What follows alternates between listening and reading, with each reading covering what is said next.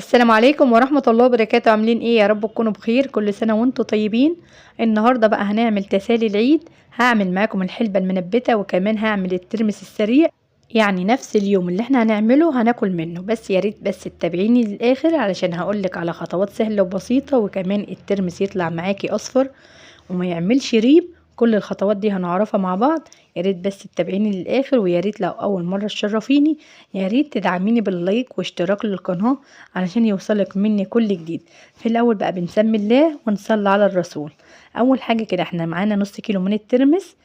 اي حاجه كده في الترمس ما تكونش حلوه بنشيلها، يعني ترمسيه كده ما يكونش لونها حلو. اي ترمسيه بتلاقيها مش حلوه بتشيليها من وسط الترمس. بعد كده بناخد بقى الترمس وبننقعه في ميه سخنه لو انتي عايزاه تاكلي منه في نفس اليوم. ولو مش مستعجله عليه بتنقعيه في ميه بارده خالص يعني من الحنفيه، وبتسيبيه بقى يوم كامل. يعني ان عملتيه من بالليل بتقومي تاني يوم تغيري الميه وتحطيه على النار. ولو عايزه تاكلي منه في نفس اليوم انقعيه بميه سخنه لمدة 4 ساعات، هيبقى شكله زي ما انتوا شايفينه كده. بعد كده بناخد الترمس على الحوض ونشطفه من المية لحد ما المية بتاعته تكون نظيفة. بنرفعه بقى على النار.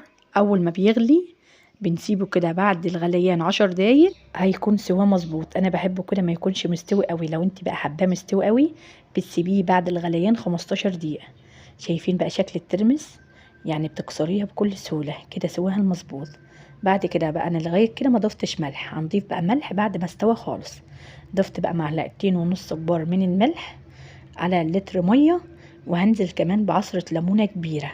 الليمونه بقى بتخلي لون الترمس اصفر وما يعملش معاكي ريم، وكمان يبقى طعم الترمس تحفه. لو عامله كميه كبيره جربيها بقى بنفس الطريقه، وبعد كده تشيليها على الرف في التلاجة. من اول ترمسية هتاخديها لحد اخر ترمسية لونها هيبقى معاكي زي الكهرمان، وكمان طعمها هيبقى تحفة. وكمان علشان ما يعملش معاكي ريم بنستخدم معلقة او اي حاجة كده نغرف بيها، يعني ما بننزلش بايدنا في الترمس خالص.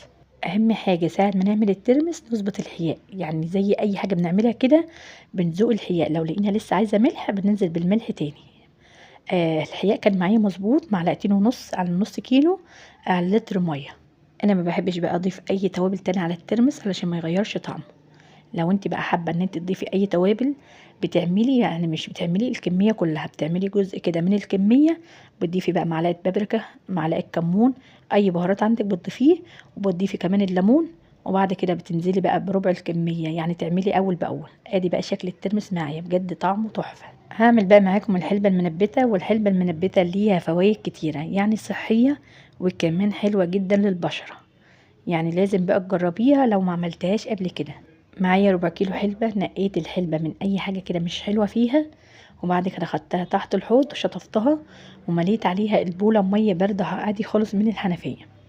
هنسيب بقى الحلبة ننقعها كده يوم كامل، وبعد كده نشطفها من المية ونحطها في مصفى لحد ما تصفي معانا خالص، مش عايزين فيها اي مية. انا هعملها معاكم بقى في الكوبايات البلاستيك، بس لو انت عندك فخار اعملي فيه. ولو ما عندكش بقى ولا الكوبايات البلاستيك ولا الفخار اعمليها في مصفى عادية خالص اللي هي بيكون ليها فتحات بعيدة عن بعضيها. هتعمليها بنفس الخطوات. يعني انا قبل ما اعبي الكوبايات فتحت كده الكوباية 4 فتحات بعيدة عن بعضيهم. ونيجي بقى واحنا بنحط في الكوبايات ما بنملاش الكوباية قوي علشان برضو لسه هتزيد. اللهم صل وسلم وبارك على سيدنا محمد وعلى ال سيدنا محمد. يا ريت بقى لو لسه بتشوفيني يا ريت تدعميني بلايك جميل منك. يلا بقى حطوا اللايك وتعالوا نكمل مع بعض بقية الخطوات. انا بعد بقى ما عبيت الكمية كلها جبت صينية ورصيت فيها الكوبايات، وبعد كده جبت فوطة وبليتها مية وحطيتها على وش الكوبايات. كده كان الصبح. تعالوا بقى على بالليل. انا شلت الفوطة ولقيت بقى الحلبة كلها كده نبتت. يعني طريقة سهلة وسريعة وتقدري تعمليها في اي وقت. لازم بقى تجربيها ومش مرة واحدة علشان العيد، لا انت اعمليها كذا مرة. هي حلوة جدا بتفتح البشرة وبتشدها يعني، وطريقتها سهلة. هتاخد بقى معاكي 3 ايام. اليوم الاول بتنقعي فيه الحلبة، اليومين التانيين هتمشي على نفس الخطوات هتلاقي الحلبة زرعت. انا بصراحة انا عاملاها من قبل العيد، بس انا تعبت شوية فما قدرتش ان انا اسجل. فانت اعمليها في اي وقت. بعد كده هنبدأ بقى ان احنا نبل الفوطة تاني ونرجع نغطي بيها الكوبايات. يعني لو مش عايزة تعملي بالفوطة تطبقي منديل المطبخ وتبليه مية وتحطيه على وش الكوباية. وبعد كده ما بتشيليش المنديل، بتسقسقي عليه مية كل شوية علشان بس الحلبة تزرع معاكي ويبقى شكلها تحفة. ادي بقى شكل الحلبة تاني يوم. الحلبة ما شاء الله زرعت، وكمان يعني الفتحات اللي هي في الكوباية من تحت الحلبة بدأت تطلع منها. لو لسه مجربتهاش تقدري بقى تجربيها في نص الكمية اللي انا عملتها، يعني انا عملت ربع كيلو، عملوا معايا 9 كوبايات. طعمها بجد تحفة وجربيها. بنجيب بقى طبق تقديم علشان نفضي فيه الكوبايات. انا فتحت كده بالمقص للكوباية، بس تقدري انتي تضغطي على الكوباية من تحت هتطلع معاك بكل سهولة.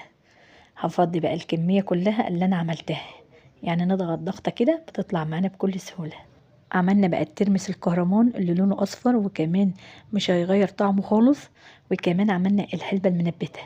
الحلبة المنبتة ليها فوائد كتيرة ولازم تجربيها، هي صحية وكمان حلوة للبشرة. وفي التقديم بنخلي بقى الليمون جنبينا، على حسب اللي عايز بيضيف ليمون تاني. ادي بقى شكل التقديم يا جماعة، الترمس زي الكهرمان وبجد طعمه تحفة، والحلبة المنبتة بجد شكلها تحفة. بتمنى بجد ان انت تجربيهم، واتمنى بقى ان يكون شرحي بسيط، واتمنى ان انت ما تنسنيش بلايك جميل واشتراك للقناة، واستنيني في فيديو جديد.